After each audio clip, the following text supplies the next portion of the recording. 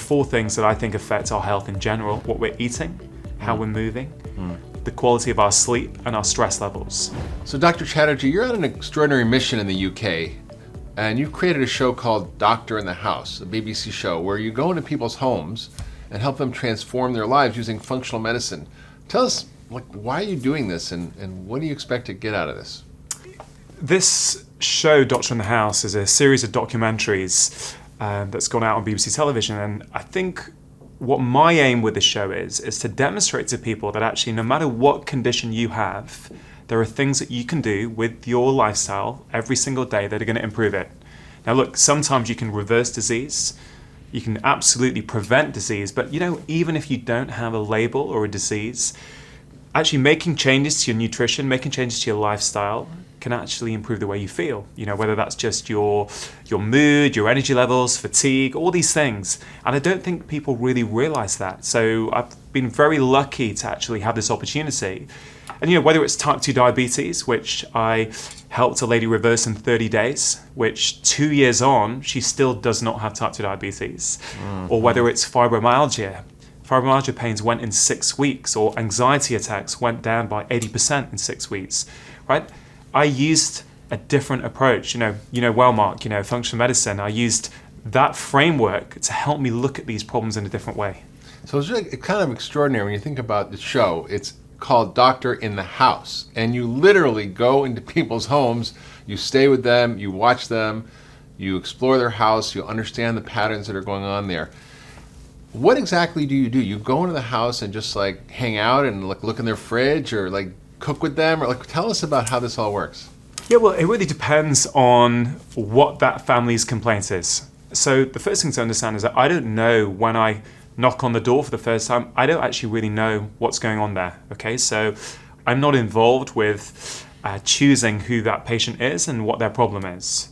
My job is, like it is with every patient in my clinic, is to do the best that I can for them. So in this last series, there was quite a pretty complex cases, actually, much more complex than the first series. But when you strip these things back and you look at what are the factors in that person's life that is contributing to the way they feel, you can always do something, always. So look, what do I do? Well, in the lady who had type 2 diabetes, what's amazing about going into someone's house is that you start to see things that you would never see in your clinic, right? Yeah. So in clinic, we ask patients questions, right? And they give us answers.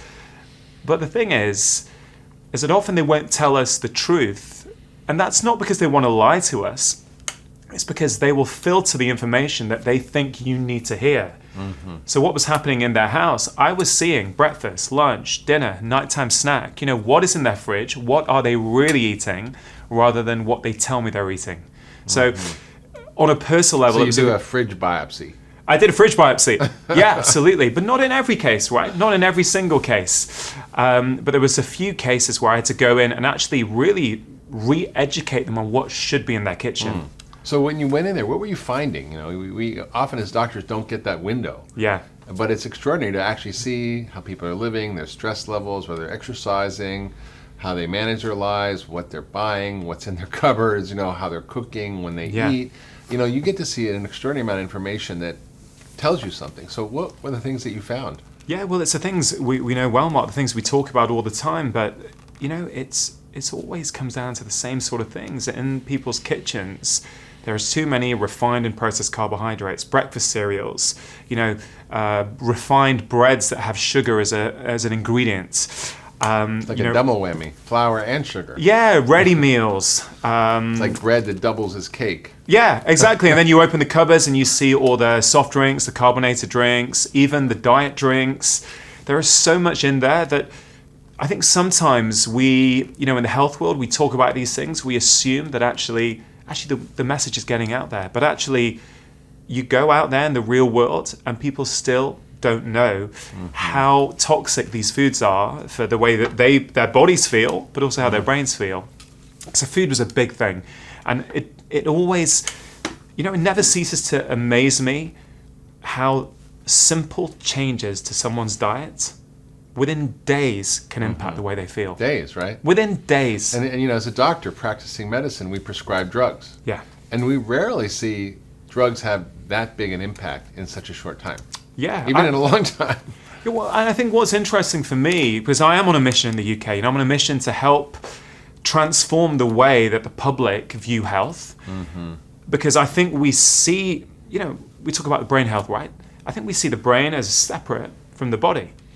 And I think we see the heart as separate from the liver, as separate from the gut. And what we're realizing now is that the body is, this interconnected being. Everything, your hormones influence your brain, your gut microbiome influences your brain. Everything interacts with each other, right?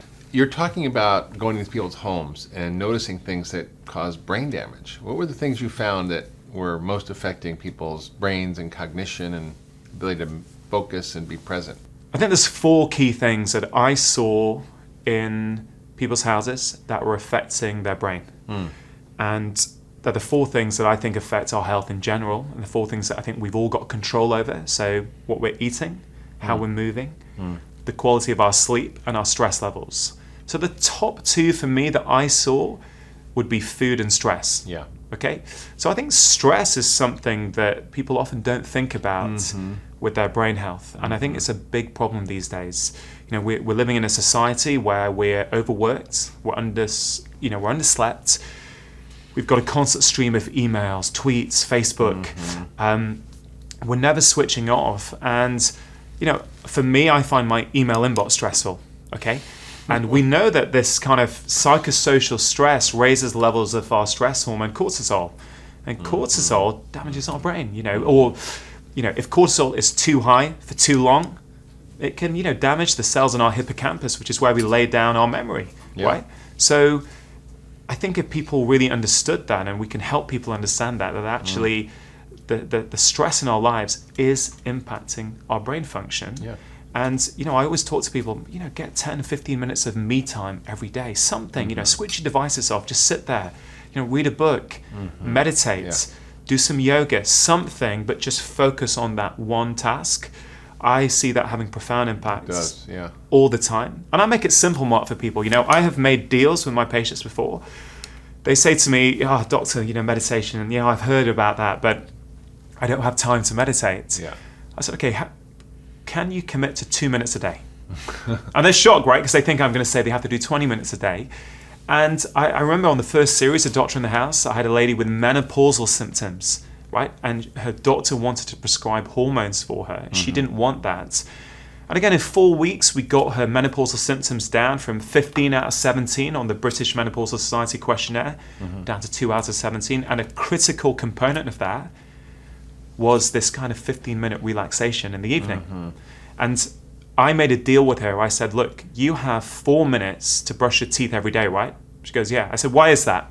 And she said to me, well, because it's been prioritized since I've been a child, right? So that's just my normal habit. I said, let's make that meditation your normal habit, but let's start with 2 minutes a day. And if you start with 2 minutes, that becomes 5 minutes, that becomes 10. But if I start with 15, 20 minutes, they do it for 2 days, they don't manage to do it the 3rd day, and they give up. Yeah. So that's powerful. Yeah. No, stress, that's very powerful. Because meditation, people don't realize, they think it's just a way of relaxing, but it actually reprograms your biology. It increases stem cell production. It decreases inflammation. It boosts your immune system. It helps regulate your hormones. It improves your blood sugar control. I mean, it's got massive effects. And I think one thing people don't realize about stress is that it causes a leaky brain. We talk about leaky gut, but there's a barrier in the brain that protects the brain. And when there's stress, that barrier breaks down, and a lot of outside influences can harm the brain. This is quite extraordinary. So tell me more about this gut issue, because I know that you focus a lot on the gut. You were sharing a story about an obese kid who had gut issues that allowed him to sort of fix those and ended up helping him lose a lot of weight. How do you approach the gut from a point of view of functional medicine within these patients? Yeah, look, I think this is something I didn't learn at medical school. But this has been part of the training with the Institute of Functional Medicine, and all the additional education that I now do. I've learned that the health of the gut is critical, yes, for the health of the brain, but also plays a critical role in things like obesity, mood problems, all kinds of things. So how do I approach it? Well, first of all, I want to understand what that patient is eating. okay? Because we know that the biggest and the fastest way to change the health and the composition of your gut bugs is by changing your diet, right? So, there's so many tests you can do. I sometimes run stool tests to have a look at, what is the combination of bugs inside us. And I think, a lot of people still don't understand that we've got trillions of bugs that live inside us. And actually, it's the combination of those bugs and the community that is probably more important than actually the individual components. And one of the biggest measures I look for now is the diversity. How diverse is your gut? And depending on what I find, that will also dictate what I then do with the patient. So this 11-year-old boy you mentioned, who was obese, he was extremely obese, and he was struggling with his weight. His fasting insulin was 33. Now, depending which doctor you ask, we want to see a fasting insulin under 4, certainly under 6. So 33. It's off the chart. Off the charts. And, in 6 weeks, we got it to 9.5, from 33. But we did it with 2 measures. Yeah, we cut out refined and processed carbohydrates. So things like your refined breads, your cereals, the sweet drinks, the muffins, the donuts, okay? And we increased healthy natural fats, a lot of avocados, a lot of nuts, a lot of good quality meat and fatty fish. But also we put a rainbow chart on this little boy's fridge, and all the colors of the rainbow were there. And I said, you have to tick off every color every single day. Okay, and he did it. Not by eating Skittles, though. Not by eating Skittles. So, you've got, you've got the lycopene in tomatoes, right? Or as you guys say, tomatoes. We've got, you've got the blue, purple pigment in blueberries, right? But what people don't realize, I think, is that there is communication between our gut and our brain, right? When our gut makes chemicals, and those chemicals via the vagus nerve actually attach to receptors in our brain, and that can change the way our brain operates. So it's very, very powerful to understand that by changing what you eat, changing the health of your gut, you change the health of your brain. And fiber, I think, is very, very key. So I'm not talking about all bran. Yeah. I'm talking about, the fiber from plant foods. Like if you eat every color of the rainbow every single day, you're going to get lots of different sources of fiber. So the fiber comes down, your gut bugs feed on that fiber, and they make short-chain fatty acids. So these are chemicals really that are anti-inflammatory. They help our immune system.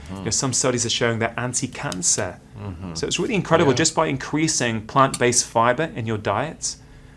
Not only are you getting all these polyphenols, not only are you getting all these lovely phytonutrients, but you're also making compounds in your gut that influence your brain. Yeah. I think it's remarkable. Yeah. It's interesting you mentioned the sort of short-chain fatty acids. Most people don't know what those are, but they're basically the fuel that the bacteria make to feed your colon cells. So it's really a very symbiotic relationship. And we know that, for example, like you said, all these fibers help one of the most important compounds called butyrate.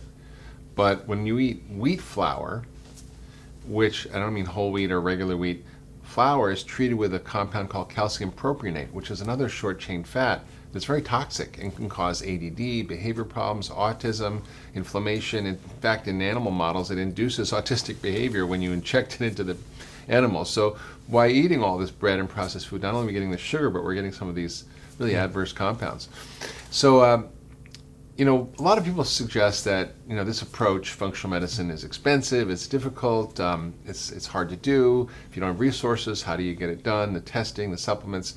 But the truth is, you and I know that it actually isn't that hard. That with basic principles, like you mentioned, food, sleep, exercise, stress reduction, most of which are either free or food you have to buy anyway, you just change what you buy, you can actually have an enormous impact on your health. So how do you do this if you don't have resources? Yeah, Mark, that's a great question. And it's something that people always say. And even when I went around the country in the UK filming Doctor in the House, I would stay with families from all different socioeconomic backgrounds. So cost would sometimes come up. But what I've realized, like you've already mentioned, is that 80%, I would say, is free.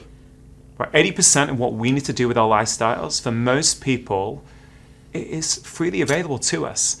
So if we talk about these 4 pillars, food, sleep, movement, and relaxation, okay, what can people do in their diet? Well, very simply, if you reduce refined and processed carbohydrates, breads, muffins, pastas, these ones that are highly processed, and you increase healthy natural fats like avocados, nuts, fatty fish, that's something you can do immediately with your food that's going to have an impact on your health. That's true. Movement, okay?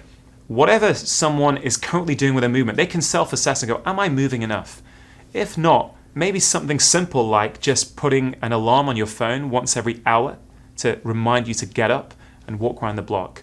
Or, a tip I say is drink more water, because if you drink more water, then you have to get up regularly to go and pee, right? But it gets you up, okay? If that's your only exercise, go to the bathroom. I think you're in trouble. Hey, I agree, but look, Better it's than about nothing. meeting people where they're at, right? Sure. And it's all very well for me to say, you need to do X amount of exercise every day.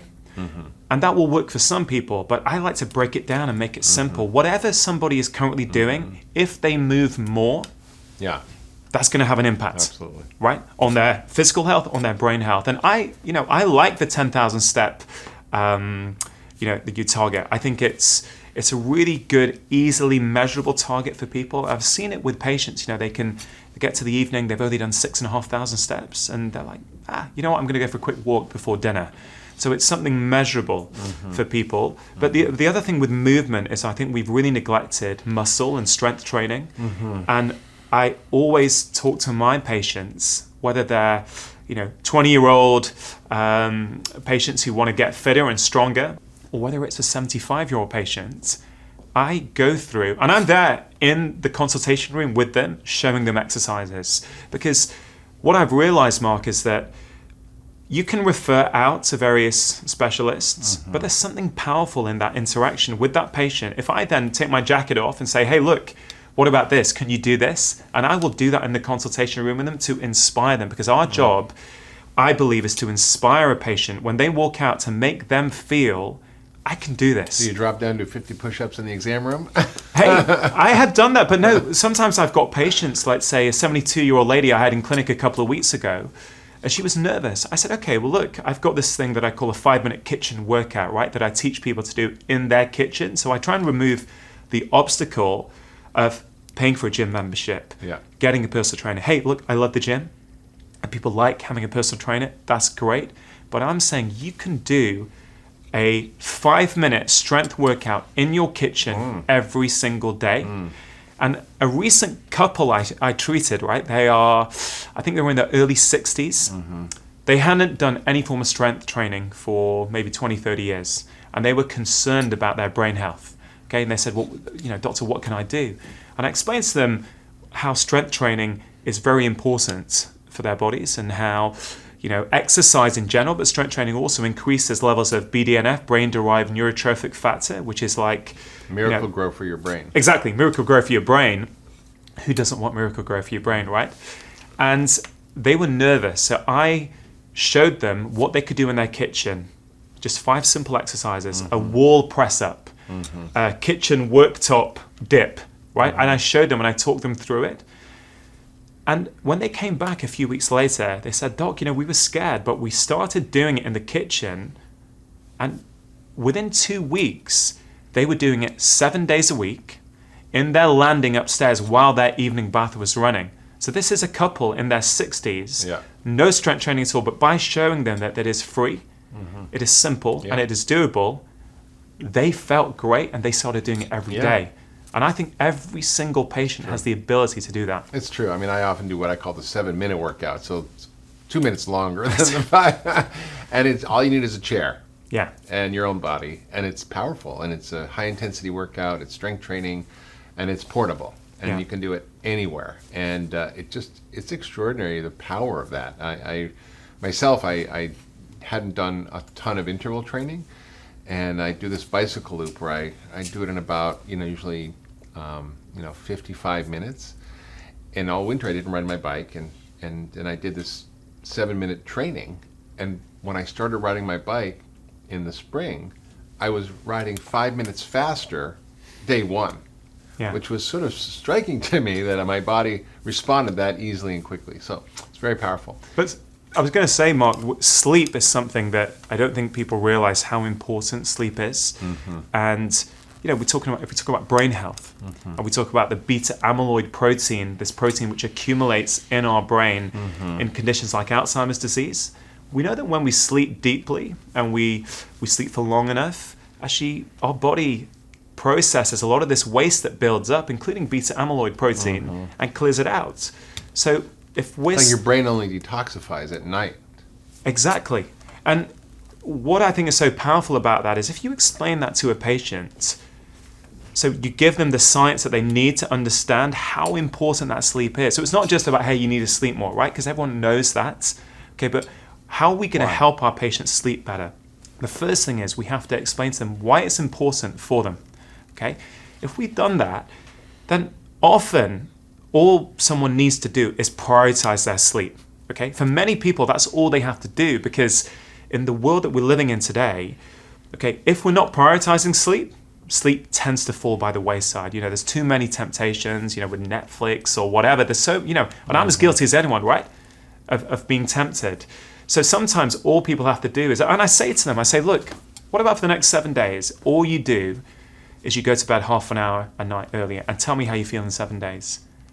I'm telling you, more often than not, people feel better. They make better food choices the next day because they've slept better. They've got more energy. They feel sharper in their brain. Their brain fog has gone down. And these are simple, free interventions that people can do. That doesn't cost money, right? No. Doesn't cost anything. No. And the food thing is interesting because we often think that eating well is expensive. And you don't have to get the most expensive cut of meat or the most expensive rare vegetables. But eating just real food doesn't have to be that much more. In fact, I went to this family, it's part of the Dr. Oz show that I was on, where we went in Florida, and they lived in a kind of a very small little house, family of 6, very poor, and we got them eating real food. And I went down to their house and visited them, and I saw coconut oil and almonds and avocados, and I said, wow, isn't this expensive for you? And they were like, no, it's actually cheaper than what we were eating before, because we bought a case of soda for each of our family every week. And you start cutting out all the stuff that they're buying and the processed food, which is actually pretty expensive when you think of pennies per nutrient. Yeah. When you actually look at how nutrient poor it is, you're getting not very much for your money. You're getting a lot of calories, but not a lot of nutrients. And so they actually felt better. They lost, I think, 300 pounds as a family. Wow. And they loved it. And they started spreading to their relatives, and it was done on a budget. And I think there's a big myth about how it's expensive to eat real food. It's really not. Yeah, The first family I ever went to as part of my documentary series, Doctor in the House, I remember really clearly the very first day I'd met the family, okay, and I had not diagnosed type 2 diabetes at that point because I hadn't run bloods, hadn't done anything yet, and they didn't know what was going on with the health. That's what I came in. And the evening, the father of that family said, hey, Doc, come on, let's go. Let's, I'll tell you what we normally eat. So I went in the car with him, and we drove 15 minutes out of town to a fast food restaurant, and we went through the drive-thru, and he ordered 4 meals, but each family member, so there's 4 people in the family, had 2 meals each, right? And this cost £48, okay? Wow. So we're talking about, $65, something like that. Yeah. That's just for one evening meal, and they were doing this about 5 nights. That's right. A week. People don't realize, yeah. Yeah. And it was amazing because what was interesting about that, though, is he said, Doc, I feel a bit embarrassed that you're going to see all this. I said, hey, don't. Look, I just want to observe what the more I know about what you're currently doing, the more I can help you. And what was interesting is that, A, that's a lot of money. And when I moved them over to eating real, fresh, whole food, they were saving money. Saving money, right? Right? But the other thing was, he felt bad in front of me that he was eating this. So actually, on one level, intuitively, as a family, they knew that actually what they were eating wasn't particularly good for them. And I'm interested as to, I think a lot of people around the country, right, around the world know that fast food and junk food is probably not good for them. So the question is, why are they not changing? Because they don't know what to do. Exactly. And that's the key. That's what we need to help them see what else they can do. Yeah, it's powerful. And I think that's true. I observed the same thing. And they actually don't know what to do. They know what not to do. They sort of try not to do it. But, if you take a chicken, a couple of chickens, whole chickens, throw them in the oven, make a salad, roasted sweet potatoes, that's much less expensive to feed a family of 4 than, going to fast food and spending $60. Yeah, absolutely. I agree. And I think it's really important that message gets out. And by the time he gets there, comes back, it's about the same amount of time spent, actually. Yeah, I said that to him. And then there's the gas cost of driving 15 minutes there and back. That's half an hour of driving. Yeah. And a $65 meal. Yeah. That's a lot of money if you're doing that 5 nights a week. Right.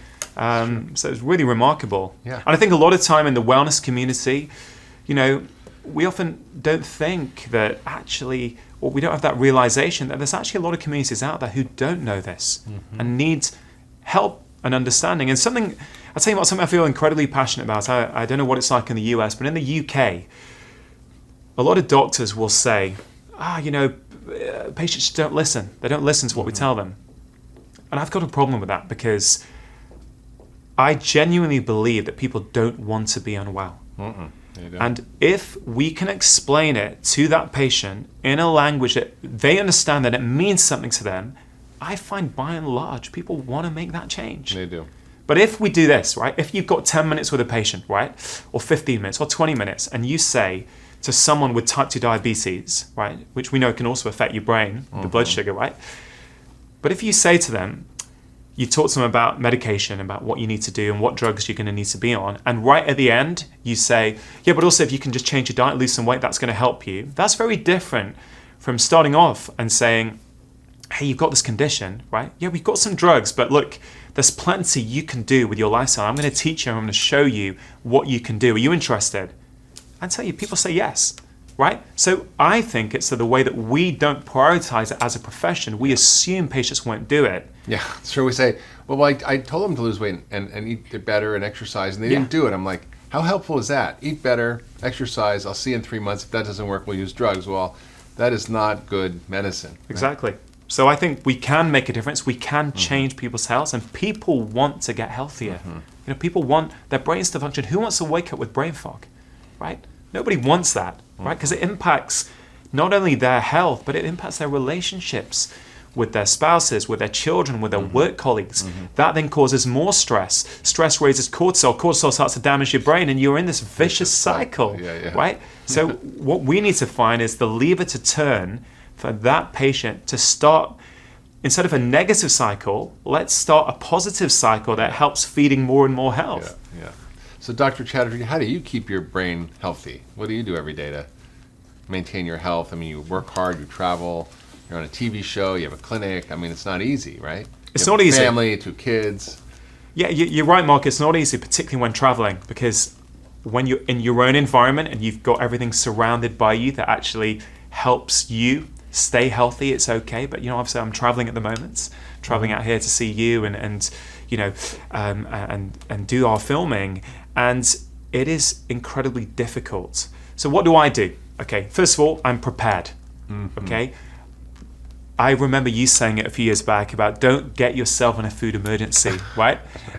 And I think you're spot on, because if you're not prepared, you're going to find yourself hungry, tired, craving something. And if you're in an airport, often, there's nothing but sugar or processed foods, right? So how do I keep myself healthy?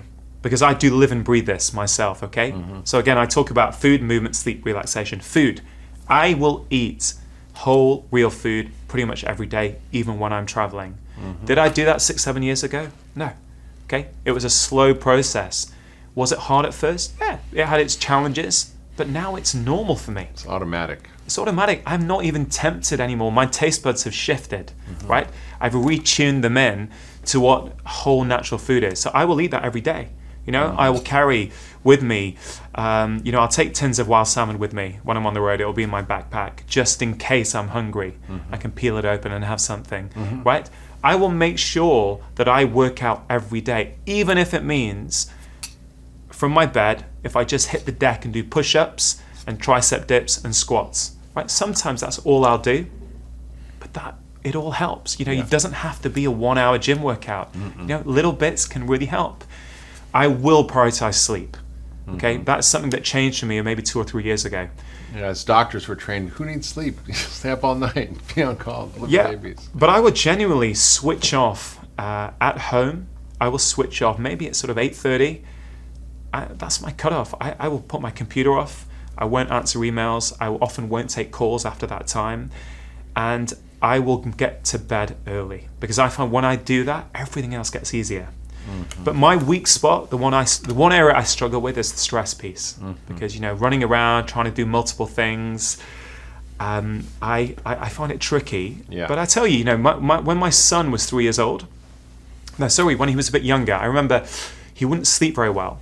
Okay, he'd be up several times a night, but I disciplined myself to get up early and do just 5 minutes of meditation every morning. And I tell you, I felt like a different person. Totally. My energy went up. I was less reactive in the day. Recently, that's fallen off again. Okay, and that's the one area I struggle with. Is trying to discipline myself to do that. And for me, if I do it when I get up, it happens. If I don't, it doesn't happen. Simple as that. Yeah, it's powerful. I people say, well, I'm too busy to meditate. Well, I find I'm too busy not to meditate. That just taking that time in the morning, I can do it in the car, or on a plane, I can do it in a subway, even at the end of the day. I always try to do it 20 minutes twice a day, and I think, well, 40 minutes, who has 40 minutes in a day? But it's made everything else so much better. It's made me more focused, more ability to think, have more energy, better sleep, less anxious, less reactive, better able to be present for what I'm doing. And it's kind of magic. And I never would have imagined it was that powerful. And I think people underestimate the importance of hitting the pause button and stopping the stress response, which happens automatically, but the profound relaxation and healing that comes with meditation or some similar practice is just not something that happens automatically. It actually has to be an active process. Yeah, I agree, Mark. And I think one thing we have to do as a community is demystify meditation, because I think lots of people have lots of hang-ups about it. Is it religious? Is it deeply spiritual? Is it, do I need to sit and chant they've got all these kind of misconceptions. It's like exercise for your brain. Yeah, exactly. But it can be, let me give you an example. So my wife, she cannot stand the thought of plugging into an app and having someone guide her through a meditation, right? Because she can switch off naturally. And so she doesn't like that. Me, for example, I struggle a bit with that. So I like the act of plugging into my app and pressing play and someone talking me through it, right? 2 different ways of doing it, but they suit different people. So I think there are many ways that people can meditate and or be mindful, and as you say, it's simply about pressing that pause button, and it doesn't matter how you do it. And actually with some patients, I say, you know what? Maybe for you, it's as simple as finding your favorite bit of music, right? Putting it on and immersing yourself in it, but don't be scrolling your phone at the same time. To put the lights off, close your eyes and just listen intently to that music. That is a form of meditation, right? Sure. So it's about finding the right one for that patient, I think. Why is not sleeping so bad for you, and why is sleeping so good for you? Probably should do that, yes. So sleep is when we're repairing the powers of both the mind and the body. Sleep is when we reduce inflammation, repair tissues. The discovery of the glymphatic system in 2012, 2013 is this passive channel that runs alongside our arteries and veins in the brain that fills with fluid when we're in deep sleep and allows a washing out of debris we may have accumulated during the day. Things so all those bad thoughts get washed out. Well, not the bad. Well, the bad thoughts, no, but the amyloid plaque, that sticky plaque that we secrete in response to inflammation or injury, if it accumulates, of course, it can damage surrounding neurons and is associated with neurodegenerative disease and Alzheimer's disease. So in English, that means if you don't sleep, you're likely to get demented. It's definitely playing a role. And this concept of bidirectionality, we know that sleep disruption, circadian rhythm disruption, sleep apnea is present in 2/3 of people with insulin resistance, prediabetes, diabetes. And it is a chicken and the egg thing. It is driving the bus. We used to think, well, you get the sleep apnea because you have insulin resistance and gain weight. But if you have disrupted sleep, your insulins are higher, your cortisols are higher, your glucose is higher. You're looking for highly processed, quick, energy-dense foods and less able to resist them. Wow, so not sleeping is a risk factor for obesity. Absolutely. And heart disease. Yes. And cancer. And cancer. And dementia. And flares And of diabetes. autoimmune conditions. Yeah. And chronic pain. Yeah. And fibromyalgia. So and anxiety and depression. I mean, it really affects Oh my God, if everything. I don't sleep, I'm depressed and anxious. But the more you worry about it, the harder it gets to sleep. Yeah, it's true. So we have that chronic stress. Yes. What else is driving this insomnia pandemic, which is huge, right? How many 70, 90 million people are struggling with insomnia? Right. So I do think that there's a need to address underlying contributors to anxiety and depression independent of their impact on sleep. So talking about what's going on, bringing in some kind of breath-based practice, whether that's yoga or Tai Chi or meditation, just to ratchet everything down. That's another important component of it. Yeah. And thirdly, you've already touched on a little bit about the dopamine with the phone, but it's also the dysregulation in our circadian rhythms. We think about how there's been a lot of research about how important it is to avoid light exposure at night, for example. But everything we do during the day and when we do it is ultimately going to influence our ability to go to sleep when we want to and get the rest that we want to. So in other words, when we're eating all day long and snacking late at night and watching TV at night, that's signaling and on our computers, that's telling our bodies and brain that it's day. Mm-hmm. So we want to actually reestablish a consistent circadian rhythm. Meal timing, so we're eating earlier in the day and then building in a fasting interval before we go to bed. So don't eat 3 hours before bed. No. Interestingly enough, there's, as you know, there's a connection as well with digestive function that eating late at night not only disrupts your sleep, but it's contributing to higher reflux, which can also interrupt sleep. So everything's interconnected. That happened to me last night, actually, because I went hiking and it's summer and it's so beautiful and it's late light. So we were didn't get down from the mountain until 8 o'clock at night. And I'm like, oh, let's go eat. I'm hungry. But then by the time we ate, it was 9 o'clock. And last night, I tossed and turned for a couple hours before I went to bed, which I usually don't do. Isn't that I was interesting? it was the, it was the eating late at night. So there's eating late at night. There's the circadian rhythm disruption. Mm-hmm. And this morning I went out and sat on my deck and the sunshine was out. So getting light in the morning is so important. Absolutely. So we don't do that. We're all on our phones or computers right away. We need the natural light to reset our brain. Makes a big difference. Because light is medicine, right? It is. Light is medicine. It is. And also it could be bad medicine if it's the wrong light at the wrong time, right? Exactly. So we have all this there's this great book called Lights Out that I read years ago, Cindy, that was really talking about the advent of the light bulb driving chronic disease because of the disruption in our rhythms and so on. It's interesting. They've even looked at LED street lights disrupting the circadian rhythm of animals and insects too. So it's not just humans that are being impacted by this. And there's some other weird stuff that affects sleep that we don't think about. Like what else? Well, one of the conditions is restless leg syndrome. And it's hard to diagnose. It's more of what we call a clinical diagnosis. People describe this creepy crawly sensation in their legs or this irresistible urge to rub their feet together. And typically it's treated with dopamine medications. It's connected to relatively low dopamine levels in the brain. Dopamine, yes, revs you up, but dopamine also seems to play a role with movement. Yeah. So it's treated with some of the same medications they used to treat Parkinson's disease. Yeah. But it turns out that can be more prevalent in people who have autoimmune conditions, in which case we want to address the underlying autoimmune conditions. There are some nutrient deficiencies that are going to make this symptom of restless legs more significant. Low iron, low vitamin D, low folic acid, low magnesium. So we really want to look at somebody's nutritional status. Yeah. And by the way, 80% of the population is deficient in vitamin D, 50% in magnesium, probably 20% in iron. I mean, it's a lot of people are deficient in the B vitamins and they don't even know it. Right. And you go to your doctor and you have insomnia, they're not checking those things. Exactly. And there's even weirder things in nutritional stuff, right? Mm-hmm. So if we identify a nutrient deficiency, for example, the next step is why? What's the why that somebody's nutrients might be low? And there we come back, like so many other things, to the function of the gut. And interestingly enough, there is a higher correlation in people who have small intestinal bacterial overgrowth also having restless leg syndrome.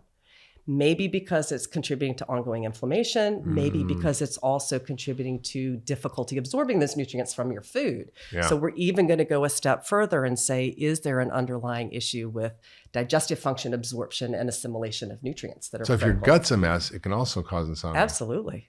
And then heavy metals are another big one that we don't really hear about. Right. Lead, mercury, things that are under the radar for many, many people, and unfortunately can be a problem. Yeah, no, I had that. We talked about it on the show, but I've had mercury poisoning 30 years ago almost, and it really totally screwed up my sleep. And What happened with your sleep? I just couldn't sleep. Like I was just really couldn't fall asleep, couldn't stay asleep, never felt rested, had chronic fatigue syndrome until I got the mercury out, got my fillings out, chelation, everything. I couldn't sleep.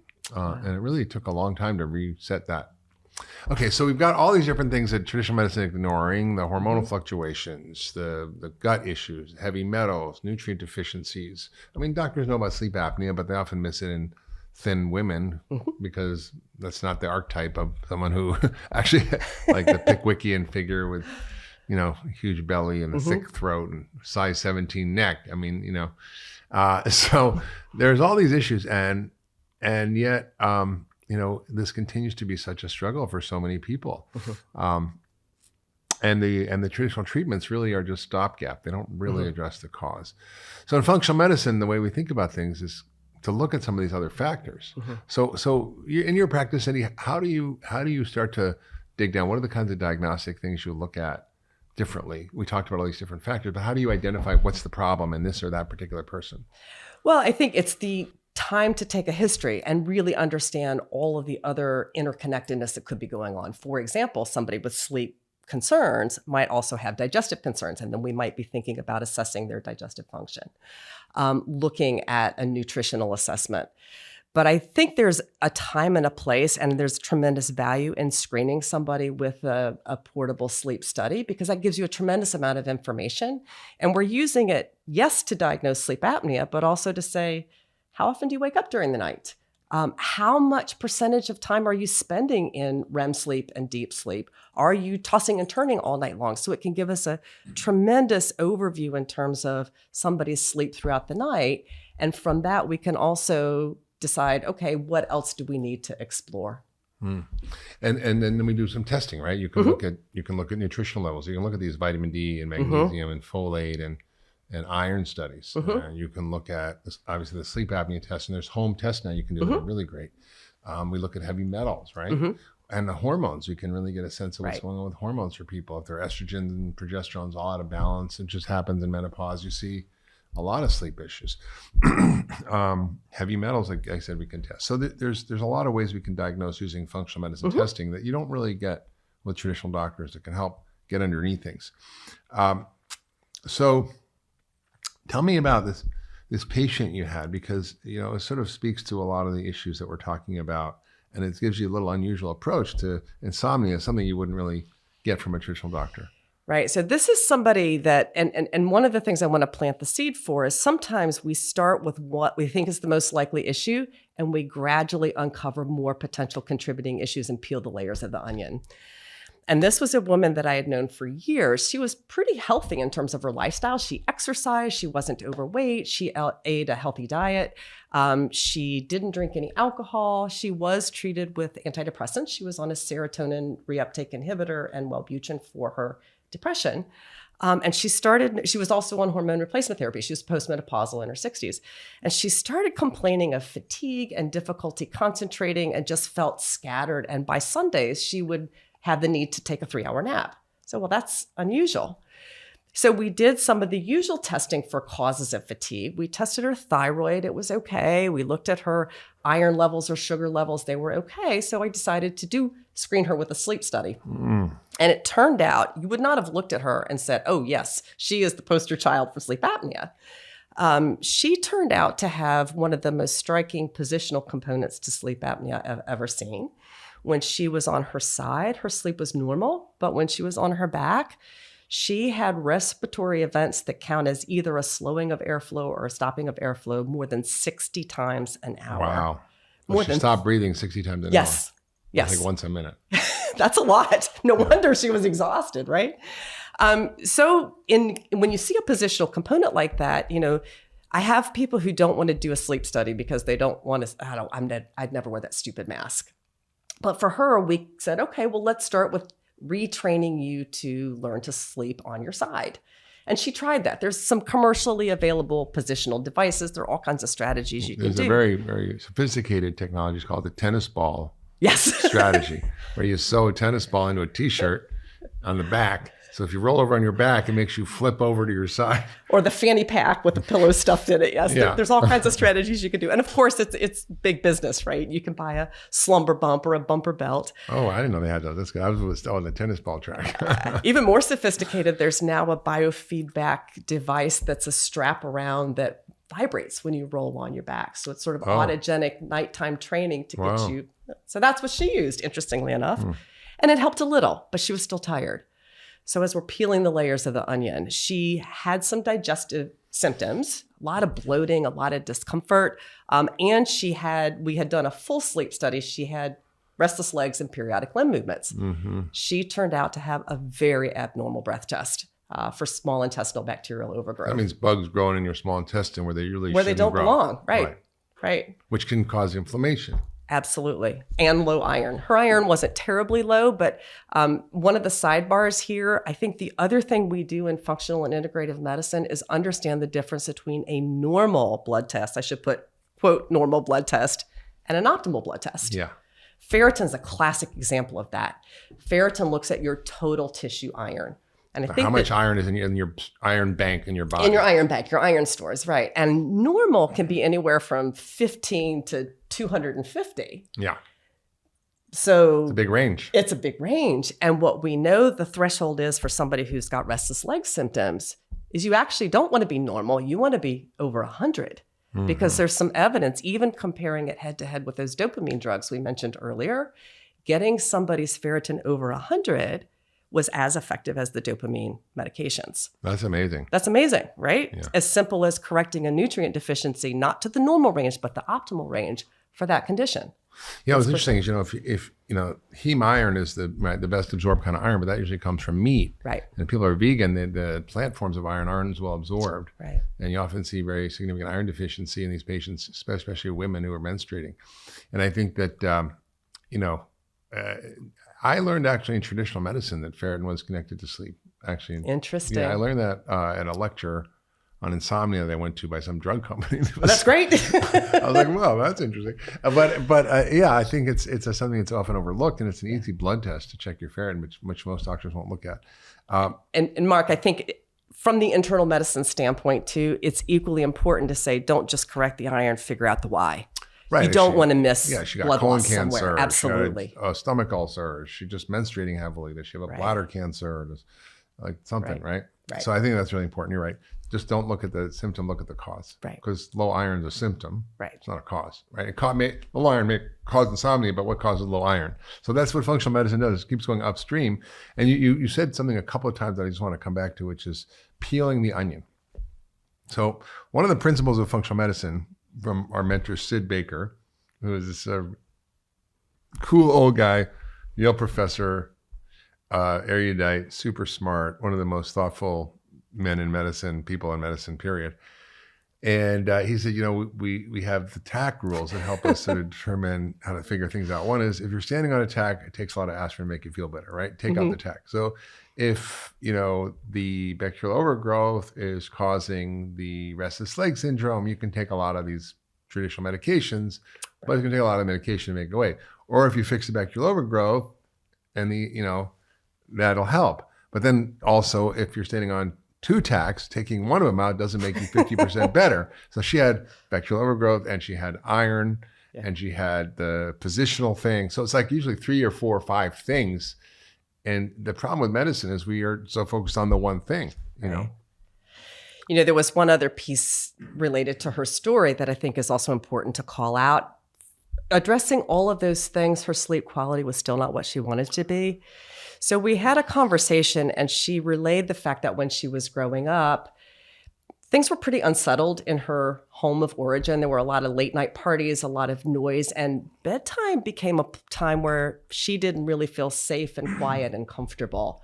So we also talked about referring her to a life management behavioral therapist to really talk about what it meant to be safe and regaining that sense of being okay, being in bed. And I think that goes hidden as well, that a previous history of trauma or not feeling safe can also show up with insomnia and difficulty sleeping. Yeah, and I think that's a big thing for a lot of people. There's a questionnaire you can do online called the ACE questionnaire. It's Adverse Childhood Events, and you get a score. And if you have a high score, it means you've had a crappy childhood and you probably have some level of trauma. And different people respond differently to the trauma. Of course. But, PTSD is so prevalent and our nervous systems are so jacked up in general. So it's sort of like acute on chronic. Absolutely. We've got like our acute stresses on this chronic level of PTSD. And it leads to so many physical, psychological, emotional stresses for people that And there's a lot of ways to sort of access that, there's, you shared about how you use cognitive behavioral therapy or yoga or meditation or breath work or, emotional freedom techniques. There's all kinds of techniques out there, but now people are exploring, psychedelic assisted therapy, MDMA, psilocybin therapy. It's legal in Oregon now. And there's some interesting research going on, Johns Hopkins and NYU and others are really looking at how do we help people with some of these chronic long-term traumatic events and experiences. And I think, sort of listening to, it's just so interesting to hear that you're dealing with, something as simple as insomnia can be quite complicated. You have to look at inflammation in the body. You have to look at where's it coming from? Is it the gut? Is it heavy metals? Is it hormonal changes? Is it nutrient deficiencies? Maybe it's food sensitivities or allergies? Maybe it's low thyroid. There's things that we just don't often think about. And so what's so satisfying with functional medicine is we're able to actually dig into these things and look and see the why. We say functional medicine is the medicine of why, not what disease you have, which is helpful, but it's not the end of the story. We go, well, why do you have that disease? And that's the challenge with traditional medicine. It's like you make the diagnosis and you stop thinking. Okay, you've got depression. Here's antidepressant. You've got insomnia, take the sleep pill. Oh, you've got rheumatoid arthritis, take the rheumatoid arthritis pill. Like, not why do you have insomnia or depression or rheumatoid arthritis or migraines, but like why? And that's what's so powerful. So, and then there's some basic sleep practices that are really good. We've covered some of this, but I think it'd be good to go over it. And I think, and I think it's important to emphasize that everything matters. Sleep, exercise, stress, obviously your diet plays a huge role, nutrient status, and that's what we do in functional medicine. So we dig down into it. So talk about some of the other factors around sleep hygiene that we sort of haven't touched on in terms of diet and lifestyle and food and exercise. Sure.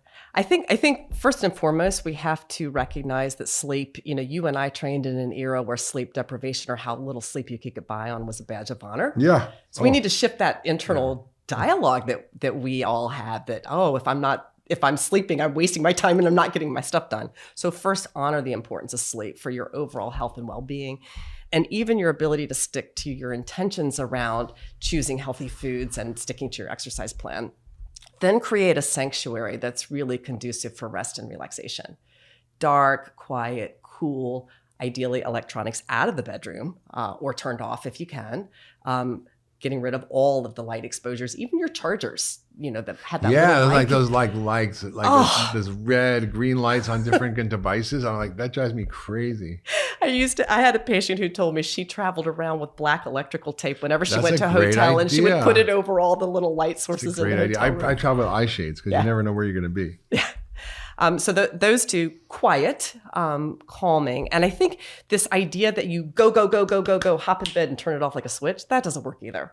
So building in a transition to rest and relaxation. If you can do an hour, that's great. And getting off the devices, not watching TV, maybe reading a book or journaling or doing something, taking a bath, stretching in the tub. There's all kinds of wonderful ways to ease into rest and relaxation. I like the hot Epsom salt bath with lavender drops because the lavender lowers your cortisol, the magnesium relaxes you, and the sulfur and the Epsom salt helps you detox.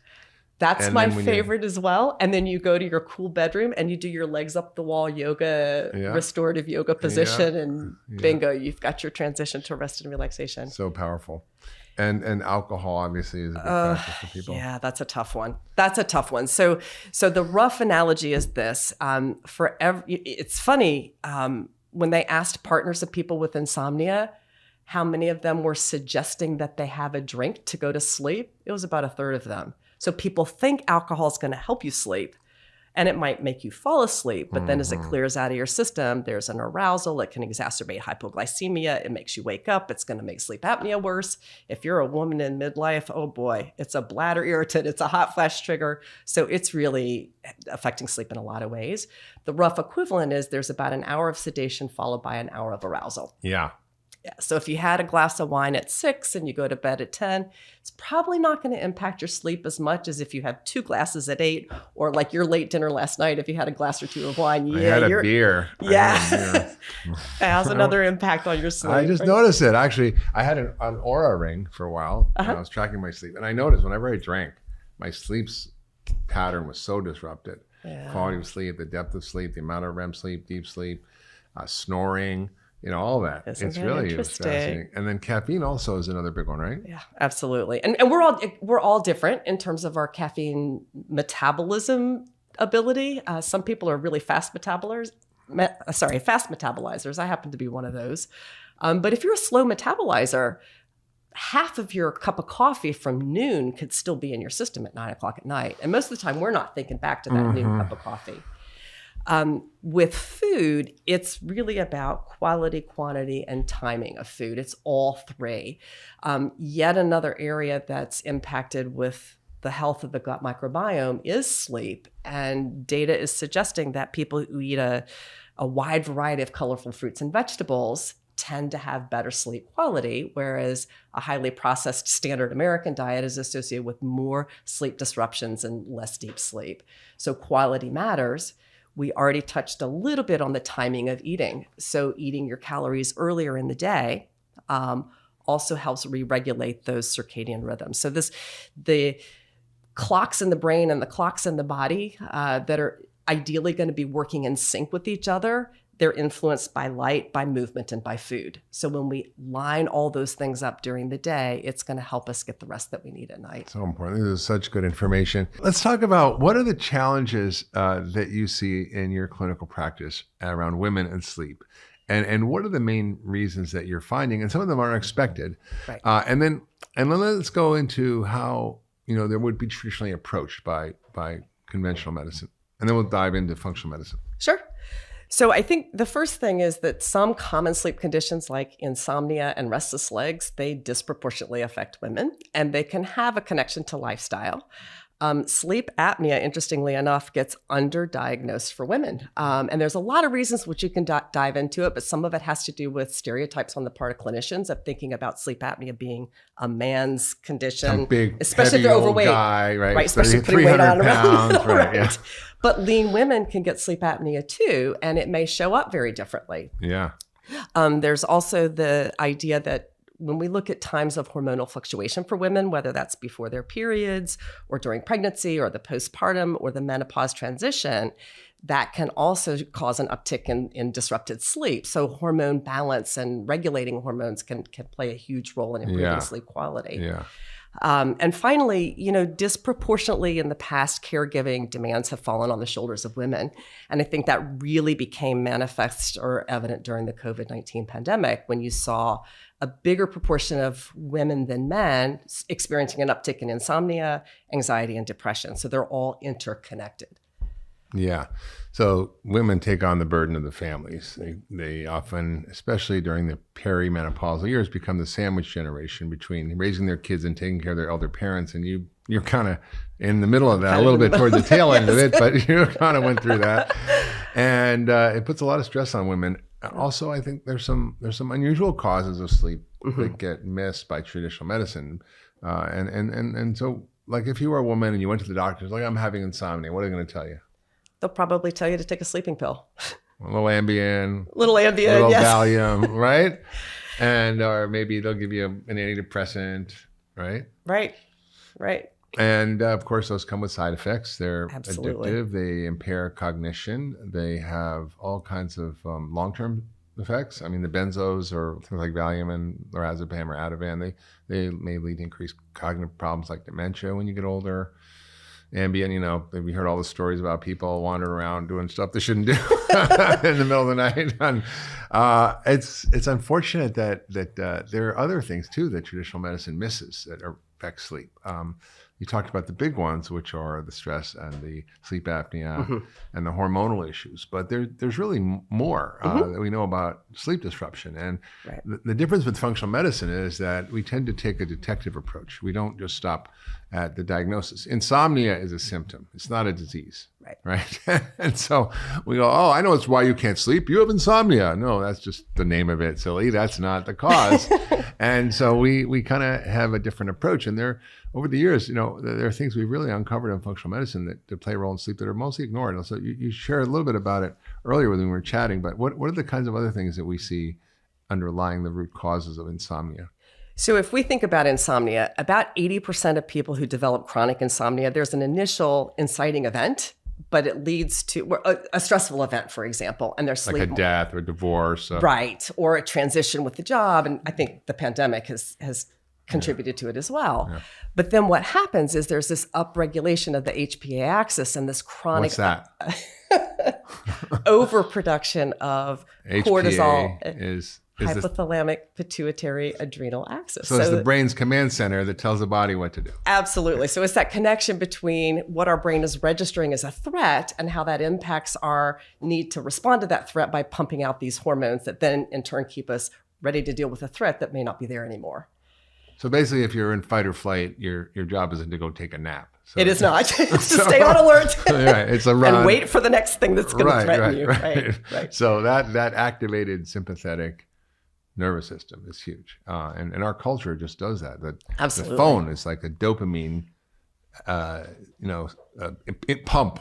It's like a dopamine pump that keeps your blood pressure up. I mean, when people are dying in the intensive care unit, the drug we give them to keep their heart going is dopamine. Right?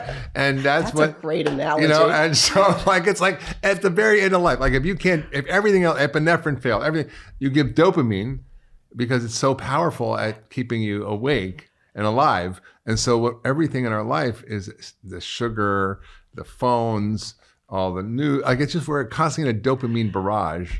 It's funny you said that because I've had people tell me, I wake up at 1:30 every night. I said, well, how do you know it's 1:30? Because I look at my phone and I says 1:30. And that, again, perpetuates the cycle because then you're thinking, oh, it's 1:30. Oh, crap. I'm awake. I should be asleep. And then it just becomes. Yeah.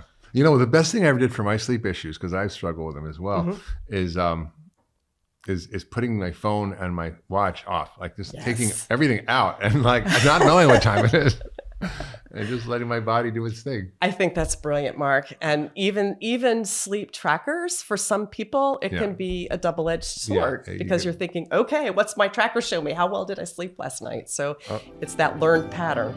You want to know my secrets for living a long and happy and healthy life? Well, all I have to do is check out my weekly newsletter, Mark's Picks, where I share my favorite tips for health, longevity, well-being, and lots more. Check it out and link below. When you get a good night's sleep, it's like the world just looks rosy. Yeah. And when you don't, it looks depressing, gray. And that's an important thing too, if you pay attention to how you feel. So you mentioned the Oura Ring.